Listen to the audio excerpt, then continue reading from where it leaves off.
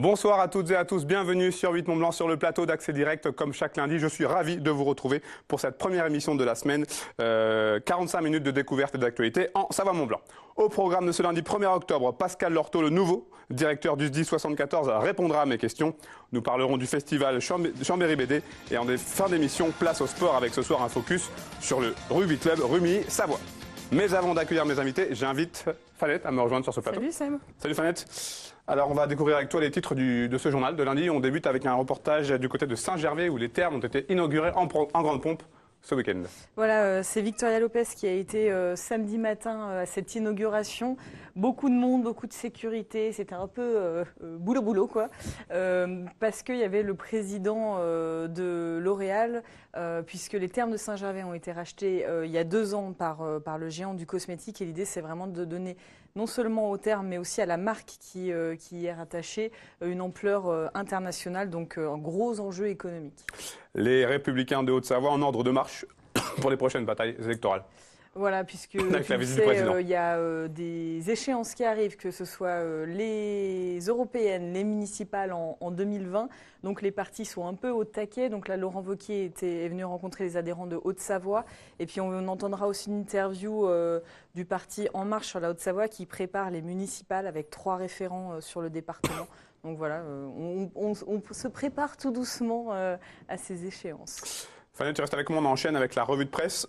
Une page te tourne au domaine skiable de France. Oui. Donc c'est les domaines skiables de France réunit toutes les stations de France. C'est le lobby des stations, disons. Et Pierre Lestas, qui est le directeur des pistes de la Clusaz depuis 23 ans, est le président de ce syndicat depuis 9 ans. Il a décidé de passer la main. Une longue interview est à lire dans le Dauphiné libéré. Les domaines skiables de France sont actuellement à Paris pour leur grand congrès. Donc c'était l'occasion. Il tire un premier bilan de son action, se félicite notamment du développement des canons à neige qui a permis, selon lui, de diviser par 3 l'aléa climatique en 20 ans pour les stations. Mais il regrette de ne pas avoir attiré davantage les jeunes en station. On compte moins de 20% des jeunes sur les pistes. Il déplore aussi qu'aujourd'hui, il n'y ait pas de grandes ambitions nationales pour la montagne. L'Autriche, pour rappel, est toujours devant la France. Et puis la fin du tunnel, peut-être, pour les défenseurs de l'autoroute Machy-Thonon. Voilà, on vient de passer une étape, on en avait parlé dans le JT cet été, il y avait une enquête publique et donc la commission d'enquête a rendu son avis quant à la création d'une autoroute entre Machy et Thonon pour désenclaver le Chablais. Il est favorable, donc cet avis de la commission d'enquête, même si quelques recommandations ont été formulées, donc ça c'est à lire dans le Messager. Pour le moment, elles ne sont pas vraiment détaillées, ces recommandations. On attend la publication du rapport sur le site de la préfecture assez rapidement, donc on aura l'occasion d'y revenir. Et puis toi, on parle neige ou pas alors? On parle neige et on n'aura pas de vidéo apparemment. D'après les informations, on n'a pas de vidéo. J'avais trouvé une petite vidéo sur la page Twitter de la chaîne Météo pour annoncer les premières chutes de neige qui sont tombées cette nuit, notamment en Savoie, du côté de Tignes ou encore Val d'Isère, ou même au Ménuire. Voilà, donc ça commence à tomber pour le plus grand plaisir de ceux qui attendent avec impatience. Encore quelques petites semaines d'attente pour aller chausser les skis.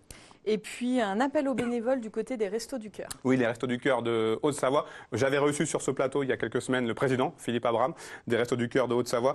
Appel à l'aide relayé par nos confrères de France 3 puisque l'association est en manque de chauffeurs routiers pour livrer les repas. Pire, le camion frigorifique est souvent obligé de rester à l'entrepôt à Pringy, faute de bénévoles. La situation est d'autant plus urgente que le nombre de personnes bénéficiaires de l'aide des Restos du Cœur est en constante augmentation, notamment avec l'hiver qui va bientôt débuter. On estime qu'il manque encore entre 3 ou 4 chauffeurs supplémentaires pour que la situation revienne à la normale.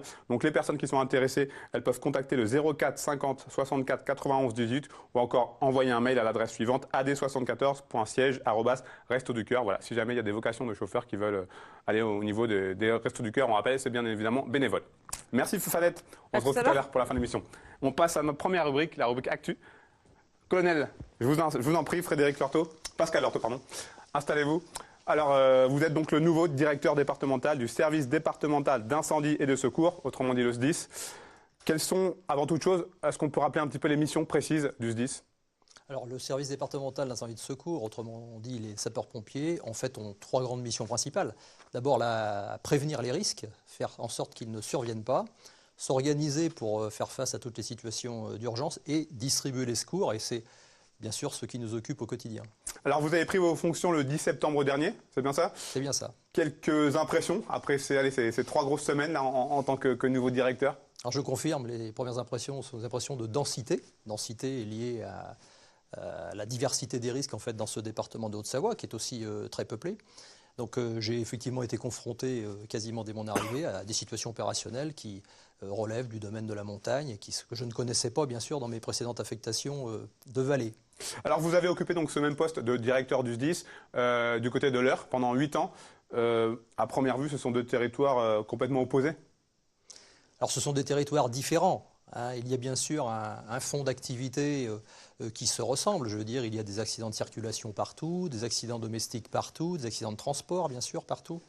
Mais il y a là, ici la particularité, je dirais, de la montagne hein, et aussi des plans d'eau. Donc je veux dire, il y a une diversité de risques qui est différente évidemment de ce que j'ai pu connaître dans ma précédente affectation en Normandie. Justement, la montagne, le milieu de la montagne, c'est quelque chose qui vous était familier jusqu'à votre arrivée ici en Haute-Savoie? Alors je ne dirais pas familier, disons que je pratique le ski en loisir, mais je ne suis pas spécialement familier de la montagne, donc je vais m'acculturer, comme l'on dit, à ce milieu. C'est d'ailleurs l'enjeu des visites territoriales que je réalise en ce moment. Alors en Haute-Savoie, environ 3500 agents à diriger au SDIS, ça fait beaucoup de monde? Ah, effectivement, il y a 3500 agents. Alors, il y a des sapeurs-pompiers, ils sont professionnels, 650. Il y a des sapeurs-pompiers volontaires, les plus nombreux. On en reviendra. Bien sûr. Et puis, il y a aussi, ne pas oublier, des personnels des filières administratives et techniques qui, eux, se consacrent à tout un tas de tâches de support pour que les sapeurs-pompiers puissent réaliser correctement leur mission. Alors, parmi les chantiers qui vous attendent ou qui sont en cours de réalisation, notamment la rénovation de plusieurs casernes dans le département, je pense notamment à celle de Thonon-les-Bains. On en est où? Alors effectivement, les travaux de Thonon-les-Bains sont très très avancés, hein, puisque on peut envisager une entrée dans les lieux probablement en début d'année 2019, mais il y a aussi un autre grand chantier qui est engagé à La Roche-sur-Foron, plutôt pour une livraison sur fin 2019, début 2020, mais on peut aussi signaler 2 concours d'architecture qui sont en cours pour Cruseilles et pour Évian-les-Bains. Donc il y a quand même un gros programme, je dirais, de construction qui attend le SDIS pour les prochains mois et les prochaines années. Tous ces programmes de rénovation, ça signifie quoi? Ça signifie que certaines casernes étaient devenues obsolètes? Alors vous savez, les casernes, on dit souvent qu'on les construit pour 40 à 50 ans. Ce sont donc des casernements anciens. La population du département de Haute-Savoie a beaucoup évolué, donc le nombre des interventions aussi. Et bien sûr, il faut moderniser, s'adapter, rendre les locaux fonctionnels, les adapter aussi à la féminisation, à l'accueil des jeunes sapeurs-pompiers qui sont des mineurs, pour que nous puissions continuer correctement notre mission. Le centre de métier, lui aussi, va évoluer? Il y a un chantier effectivement qui est prévu à Méthès, c'est plutôt en fait une extension de type administratif pour accueillir les nouvelles technologies de l'information et de la communication. Alors, la mission d'un sapeur-pompier, en quoi elle a évolué ces dernières années? Je dirais que toutes nos techniques opérationnelles ont évolué, on se professionnalise énormément. Je prends l'exemple du domaine de la montagne, il y a maintenant des guides de haute montagne qui sont des sapeurs-pompiers professionnels et volontaires pour pouvoir intervenir dans tous les milieux montagneux. C'est un avantage justement de pouvoir compter sur des guides de haute montagne? Bien évidemment. Ils connaissent parfaitement le milieu. Ils connaissent parfaitement le milieu, donc ils sont, je dirais, aptes à prendre en compte toutes les mesures de sécurité. Ils connaissent aussi les techniques, toutes les techniques utilisées par les personnes qui sont amenées à secourir. Donc ça, c'est un atout majeur. Parce que dans ce département, il y a forcément une complémentarité avec le peloton des gendarmeries de haute montagne sur le massif du Mont-Blanc, mais les sapeurs-pompiers ont vocation à intervenir partout ailleurs et en renfort sur le massif du Mont-Blanc. Alors, le gouvernement vient de lancer un plan d'action pour tenter de rebooster les vocations au niveau des volontariats, notamment chez les jeunes et chez les femmes.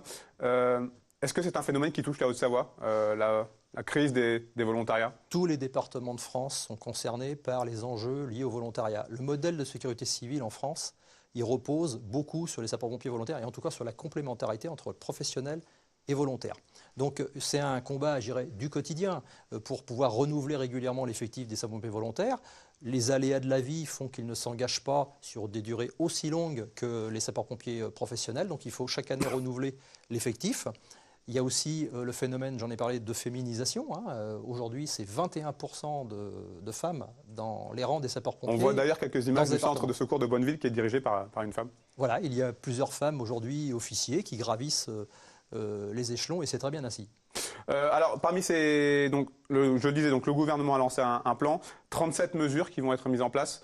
Selon vous, c'est indispensable de passer par les volontaires, de rebooster les volontaires. Comment est-ce qu'il y a une explication rationnelle au fait que ça soit un petit peu plus compliqué ces dernières années? Je pense que c'est l'évolution de la vie qui veut ça. Être sapeur-pompier volontaire, c'est d'abord se préparer. Il faut se former. Tout ça, c'est du temps. Il faut consacrer du temps. Et puis, souvent, on s'engage jeune. Et puis après, on fonde une famille. Ou bien la vie professionnelle fait que vous êtes amené à voyager partout en France, voire à l'étranger. Donc, on ne reste pas forcément toute sa vie au même endroit. Donc, il peut y avoir après une prise de distance par rapport à l'engagement de pompier volontaire. C'est que c'est devenu compliqué aujourd'hui d'être sapeur-pompier. Oh, ce n'est pas, je pense, pas plus compliqué que tout autre métier. Il faut être bien formé, bien équipé, s'entraîner. C'est ça la recette du succès. Motivé, j'imagine. Il faut bien sûr être motivé, il faut avoir l'envie de le faire. Il faut être porté vers autrui, c'est une évidence. Quels sont les grands axes de travail qui vous attendent là, pour les prochaines semaines, voire les prochains mois? Alors bon, en ce moment, je suis dans une phase de compréhension générale de tout ce qui anime le SDIS de Haute-Savoie, bien évidemment. Il y a immédiatement assez vite des enjeux budgétaires, parce qu'il faut préparer le budget de l'an prochain. Et puis, nous verrons dans quelques temps quels sont les grands plans d'action qu'il nous faut engager, et certainement, d'ailleurs, en premier lieu, en faveur du volontariat.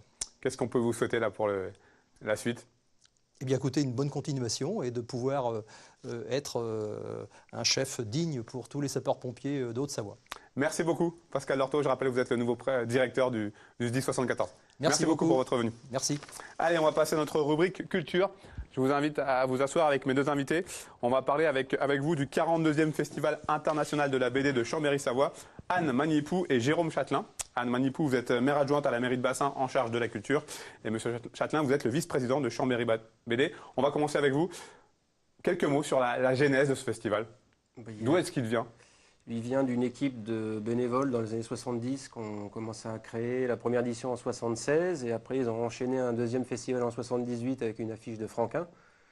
Et après, du coup, ça a perduré dans les années. C'est le deuxième plus vieux de France après Angoulême. On a une petite année de retard sur Angoulême, donc c'est le 42e édition cette année. C'est quoi l'état d'esprit de ce festival de BD savoyard? Un esprit de camaraderie et d'une équipe de bénévoles très soudée. Et on a vraiment toute l'équipe de Chambéry BD Savoie travaille sur toute l'organisation du festival pendant une année. Et c'est comment on pourrait dire, la joie de faire découvrir des nouvelles bandes dessinées aux festivaliers qui viennent. Alors, 42e édition un petit peu spéciale, puisque le festival devient itinérant sur plusieurs sites, notamment en plus de Chambéry. Oui, depuis quelques années, on s'appelle Chambéry Savoie BD. Donc, on a voulu cette année vraiment mettre l'accent sur le département. Et nous allons aller à Albertville faire plusieurs actions auprès de libraires et d'expositions. Et nous avons vraiment, dans le futur, envie de nous exporter dans différents endroits du département. Pourquoi cette envie de décentralisation, justement? Pour des questions, je pense, de qu'on s'appelle Savoie et que du coup, on voudrait essayer de rayonner sur tout le département. Alors, la transition est toute trouvée avec vous, Anne Magnipou, puisque la ferme de Brécieux, à Bassin, va accueillir notamment donc, pendant ce festival des expositions, des rencontres avec les dessinateurs, des animations et les rencontres professionnelles des bibliothécaires. Oui, tout à fait. Donc nous, on a 5 expositions, donc une thématique BD, dessin et histoire. C'est-à-dire qu'autour de la BD, on a voulu accueillir une exposition en collaboration avec le CHS de Clément Rizot, Raconte. C'est une bande dessinée qui a du reste pris naissance au sein de la ferme de Brécieux lors d'une précédente exposition. Elle raconte des histoires et des sentiments de la vie. Elle est complétée par une exposition de l'école Bassin Art Studio. C'est une école de dessin et dessin cartoon qui est implantée à Bassin depuis 1985. Et nous avons également une exposition. Alors cette expo présentera les travaux des enfants. Et nous avons une autre expo de BD qui, elle, fait la transition avec la commémoration de la guerre de 14-18 avec Turcos, qui est présentée par Baptiste Payen. Et nous avons une très belle exposition de dessin d'un peintre aux armées qui s'appelle Léon Broquet et qui présente les dessins qu'il a faits, qu'il a croqués sur le champ de bataille pendant la guerre de 14-18 et plus particulièrement en Champagne et en Marne. Et donc, ces fameuses rencontres professionnelles, donc là aussi, un moment charnière de ce festival. Tout à fait, qui auront lieu le vendredi, donc au sein de la ferme de Brécieux, et qui vont accueillir à peu près 70 bibliothécaires qui viennent de toute la France. La grosse majorité vient du territoire Haute-Savoie, Savoie, mais nous avons même une personne qui vient de Lille. Comment le rapprochement entre vous s'est effectué? De notre côté, au niveau de Bassan, on avait l'idée de faire une exposition autour de la BD, parce que bon, c'est vrai que le mois d'octobre, c'était la BD. Et du coup, j'ai tout simplement pris mon téléphone et j'ai appelé Serge Ripoll, qui est le directeur de Savoie BD. Et ça s'est fait comme ça, une rencontre, des échanges et des propositions. Qu'est-ce que ça représente pour vous d'être associé à ce festival d'envergure internationale aujourd'hui? Comme le disait Jérôme tout à l'heure, on est sur un territoire, donc je pense qu'il est important d'offrir et de montrer toute la diversité de notre territoire et de pouvoir avoir pour le public plusieurs points où il puisse aller voir des choses différentes et qui complètent les différents sites.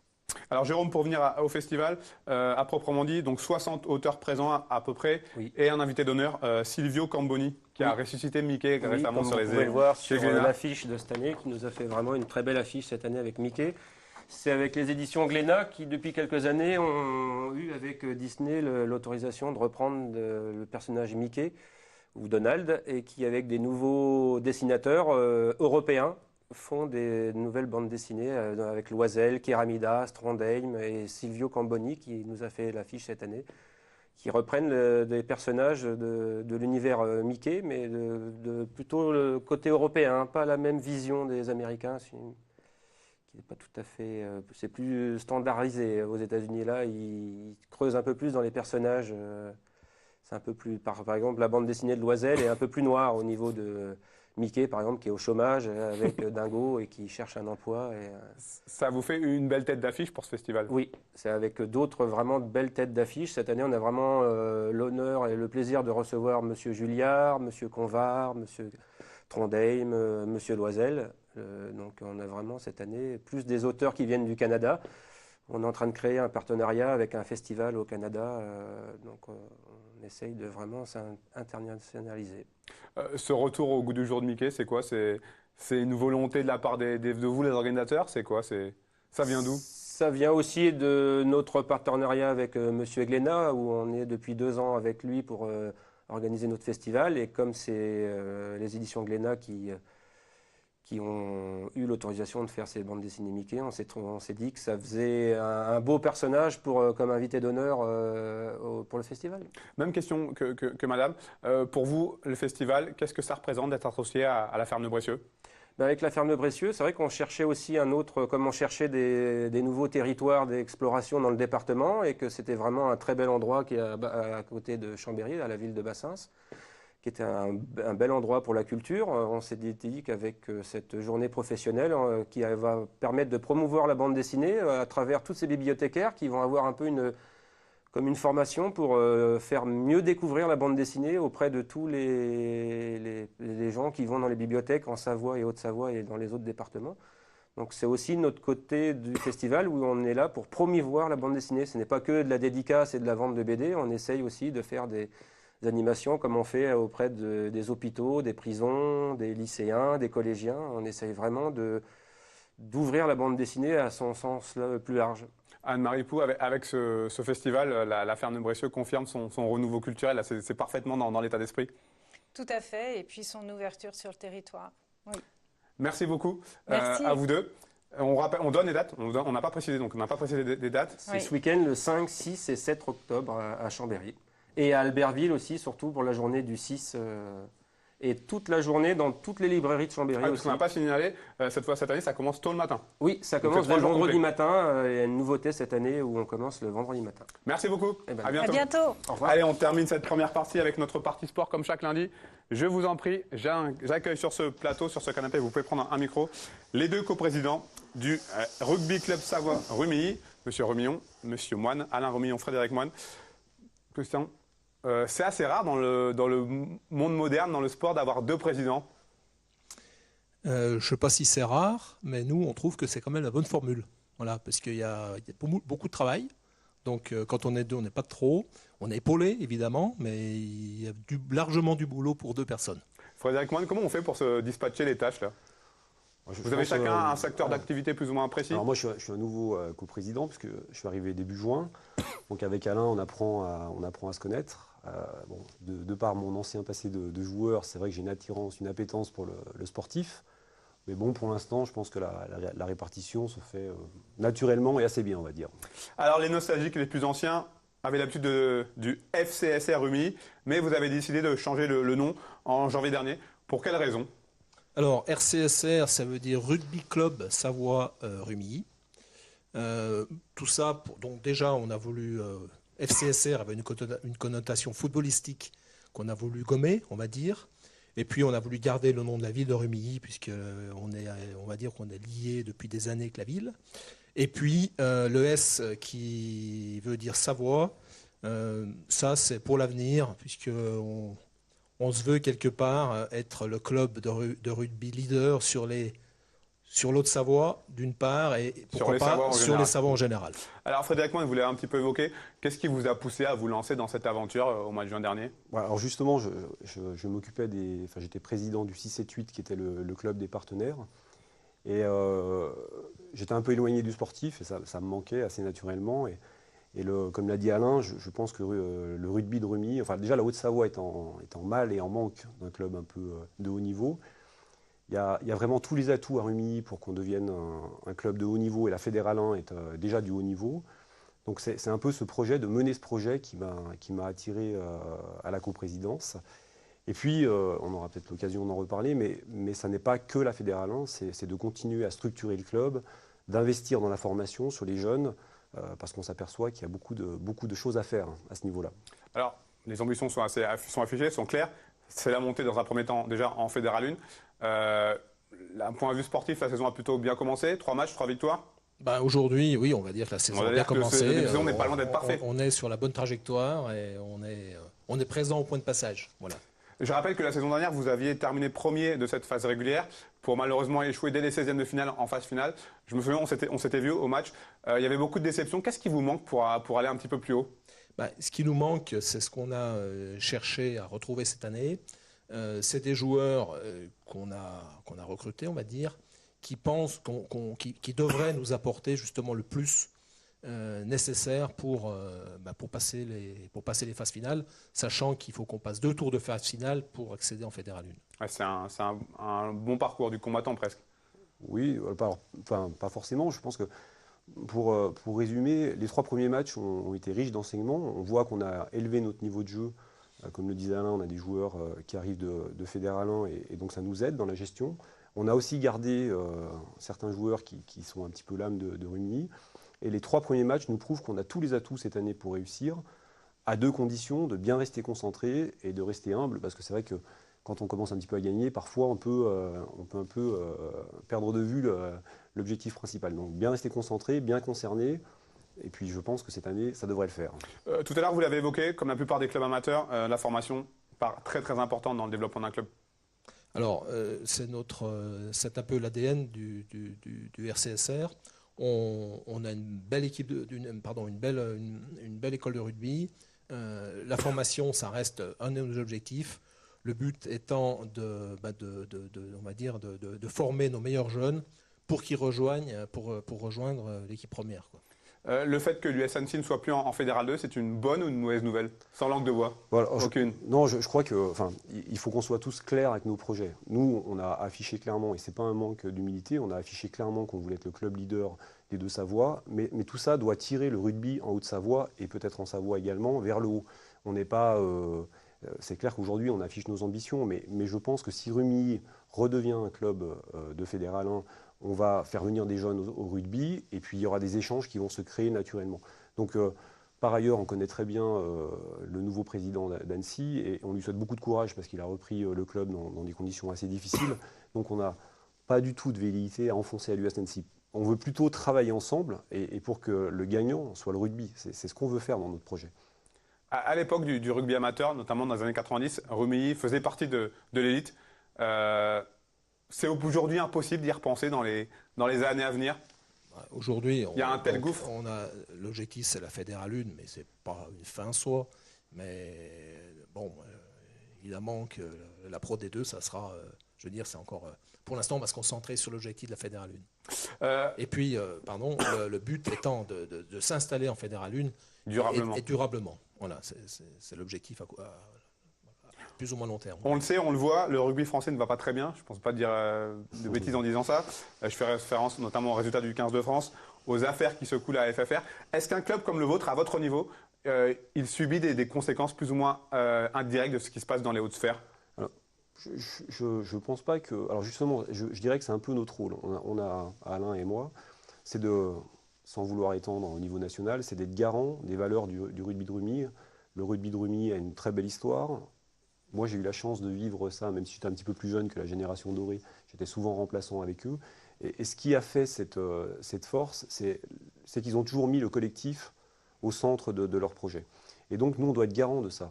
Et si on est garant de ça, je dirais que le rugby à Rumi se porte très très bien. On n'a pas de baisse des effectifs au niveau d'école de rugby.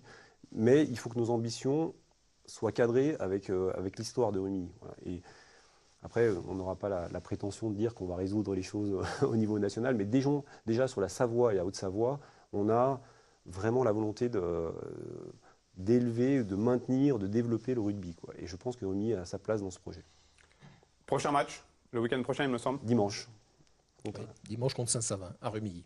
Une équipe de bas de tableau, il faudra enchaîner avec une 4e victoire, ça serait l'idéal. Vous savez, tous les matchs sont à gagner. Hein. Merci beaucoup en tout cas, messieurs. Merci. Je viendrai faire un tour du côté de Rumi cette saison. On compte bien. On vous accueillera avec plaisir. Des victoires. Je vous laisse rejoindre la régie. Merci. Alors, avant d'accueillir Fanette pour le rappel des titres, quelques images de football, puisque ce week-end avait lieu le 4e tour de la Coupe de France avec de nombreux clubs de Pays de Savoie. À Vieux-Gilles, l'USM Nos Vieux-Gilles, club de départemental 1, recevait le FC Annecy qui évolue en National 2. Malgré une belle résistance, les Rouges de Vieux-Gilles s'inclinent. C'est Morgan Camin qui a ouvert le score, vous l'avez vu, d'une tête. L'homme en forme du fessé. Il a provoqué un pénalty 5 minutes plus tard, pénalty transformé par Maxence Chapuis. Et en fin de rencontre, Cédric Vincent a réduit la marque pour les joueurs de Vieux-Gilles et locaux. Mais ce sont bien les Annéciens qui disputeront la suite de la compétition. On écoute quelques réactions. J'ai surpris dans la discipline et puis dans la gestion des émotions. Je pensais qu'ils n'auraient pas existé, et alors qu'ils ont essayé sur deux, trois phases d'aller les inquiéter. Puis surtout, il n'y a pas eu de désorganisation tactique dans les duels présents, toujours au bon endroit, le bon centimètre, le bon pied, le bon duel. On n'a pas concédé beaucoup de fautes. Bon, après, c'est sûr, hein, ils nous ont dominés, ils ont plus d'occasions, mais non, le match il est top, quoi. On a donné tout ce qu'on avait à donner. Le match, le coach nous l'avait dit, de toute façon, il fallait tenir le plus longtemps possible à 0-0 et on savait que dans les 10 dernières minutes, on aurait peut-être un coup de pied arrêté. Là où c'est vraiment dommage, c'est de prendre le deuxième dans la foulée du premier, parce qu'on commençait à vraiment y croire à 10 minutes de la fin et on sait qu'il y a 1-0. On avait encore les moyens de revenir et faire un partout. Donc déception, elle est petite, elle est peut-être de 10% et le devoir accompli 90%. Ouais, c'est sûr, ça fait toujours plaisir de marquer, surtout qu'on a eu un peu de mal à ouvrir le score. Donc voilà, on a joué contre une équipe qui était costaud, qui défendait bien, voilà, qui avait rien à perdre en gros. Donc voilà, c'est bien de marquer et d'être décisif pour l'équipe. L'idée justement, c'est de ne pas douter, de jamais douter, de continuer. Si on s'affole, si on sort du match, on fait n'importe quoi, c'est le meilleur moyen de se faire, pourquoi pas planter. C'est pas qu'on a douté, mais forcément, moins il y a de temps, et puis plus on est sujet à une éventuelle prolongation ou autre. Donc il était préférable de marquer, oui. Voilà pour cette Coupe de France, à noter les qualifications de Rumi-les-Vallières et Thonon-Évian. Et puis un coup de chapeau à Axel Mollary que nous avions reçu sur le plateau d'Accès Direct, qui vient de battre le record du monde du kilomètre vertical. La Nessienne s'est imposée ce week-end sur l'épreuve du Grand Serre à Cholonge en Isère en 34 minutes 36 secondes, soit 12 secondes que le précédent record pour parcourir les 1000 mètres de dénivelé positif. Ça place le niveau. Fanette, de retour pour le rappel des titres. Tu arrives, tu es là. Je suis là. Donc les journaux ce soir que tu vas présenter dans quelques minutes, on parlera notamment des nouvelles thermes de Saint-Gervais qui ont été enfin inaugurées. Oui, en présence notamment du grand patron de L'Oréal, donc pas mal de monde. Il y a une grosse ambition sur les termes de Saint-Gervais et surtout la marque qui est rattachée pour un développement à l'international. Et puis Laurent Wauquiez était en Haute-Savoie ce dimanche pour renforcer les liens au sein des Républicains. Voilà, grosse échéance électorale, là encore, européenne et municipale dans les prochains mois. Donc du coup, les partis s'organisent. Les Républicains ont plus des élections internes bientôt. Donc Laurent Wauquiez était là pour un peu mobiliser les adhérents en Haute-Savoie. Et puis on ira aussi faire un tour du côté d'En Marche qui prépare les municipales.